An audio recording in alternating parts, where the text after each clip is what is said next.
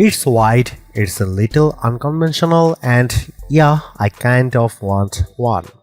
Samsung is launching two book-style foldables in 2026, but the Galaxy Z Fold 8 is easily the one I choose to carry. And that comes down to one key reason: it looks and feels completely different from anything Samsung has done in the past 7 years of foldables. This design is all about being compact and lightweight, almost passport-like in footprint, but paired with noticeably wider front and inner displays. The result is a foldable that feels purpose-built for consuming content, whether that's video, social media, or reading. What's interesting is that the Fold 8 still inherits several high-end features from the more expensive Fold 8 Ultra that includes flex titanium for reducing the crease, a higher capacity silicon carbon battery, and an anti-glare coating on the display. Of course, hitting the $1,899 price means compromises. You are losing the telephoto lens and there is no flex mode this time around. But even with those trade-offs, I can already see a lot of people gravitating towards this design. Here are my hands-on impressions so far. Samsung is officially launching the Galaxy Z Fold 8 on August 7 with pre-orders opening today, July 22. Pricing starts at $1,899 for the base model with 256GB of storage and 12GB of RAM. If you want more storage, the 512GB version jumps to $2,099 and the 1TB model along with 16GB of RAM comes in at $2,499. The first thing that stood out to me when I picked up the Galaxy Z Fold 8 was just how light it feels. At only 201 grams, this is officially the lightest book-style foldable Samsung has ever made.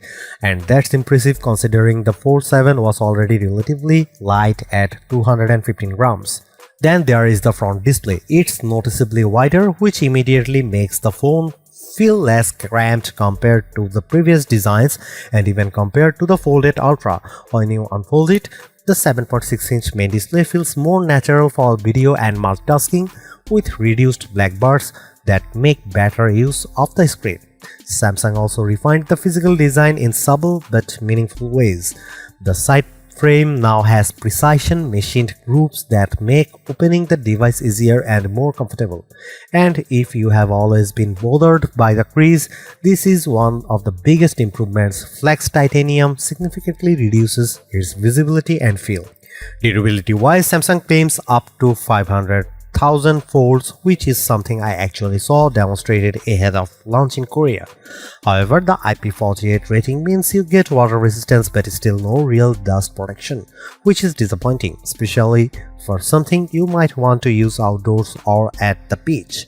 There are a few other compromises. The 10-megapixel punch-hole camera on the main display is still visible and not particularly elegant, especially if you are hoping for a return to under-display camera tech. There is also no S Pen support, which feels like a missed opportunity given the size of the screen. In terms of dimensions, it's slightly thicker than the Fold 8 Ultra when unfolded, but it never feels bulky. And when it comes to colors, lavender stands out the most alongside graphite cream and an online exclusive pistachio option. It's worth noting Samsung isn't the first to try a white foldable design.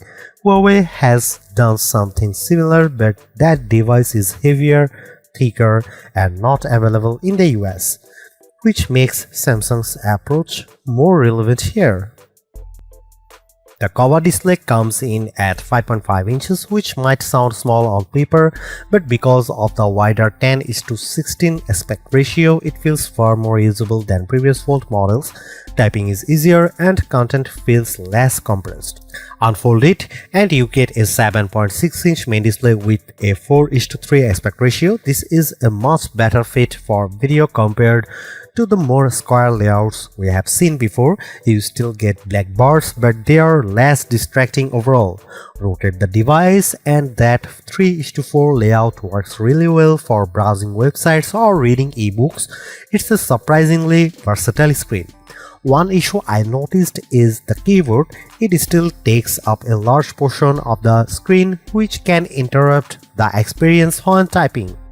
Brightness is another big upgrade. The Fold 8 reaches up to 3000 nits, making it the brightest display Samsung has put on a phone so far. In fact, during my testing, I had to lower the brightness just to properly capture footage. Samsung also added an anti-glare coating, which should significantly improve outdoor visibility in direct sunlight. One thing missing, though, is the privacy display feature from the S26 Ultra series, which would have been a nice addition for protecting on-screen content in public. This is where the compromises become very clear. The Galaxy Z Fold 8 only has two rear cameras, a 50MP main sensor and a 50MP ultra-wide. There is no telephoto lens, which means no optical zoom. If you can live without that, the overall camera performance should still be solid. Samsung has focused heavily on improving low light performance with its nightography enhancements. From my testing, photos looked brighter compared to the Fold 7, although I didn't notice a major leap in detail.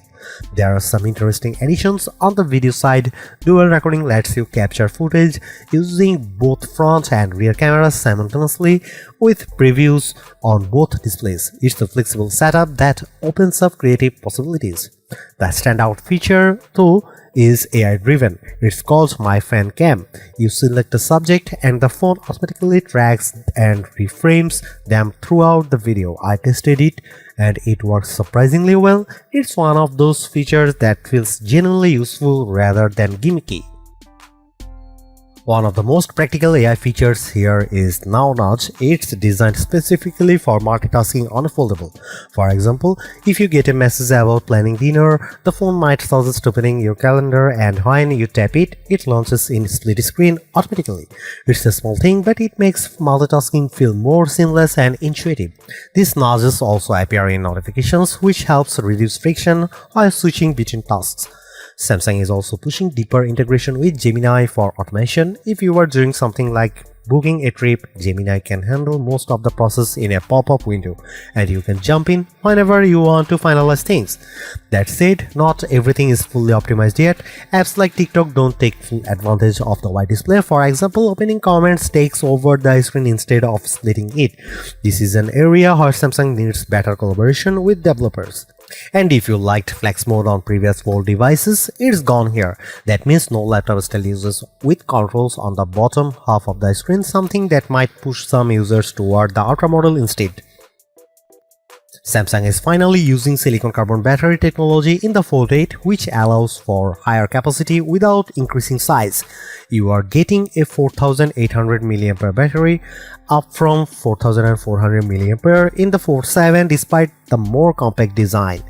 Charging speeds have also improved. Wired charging jumps to 45 watt, which should get you to around 69% in 30 minutes. Wireless charging increases to 20 watt as well. However, there is still no built-in magnetic system like MagSafe. You'll need a compatible case for that, which feels like a missed opportunity.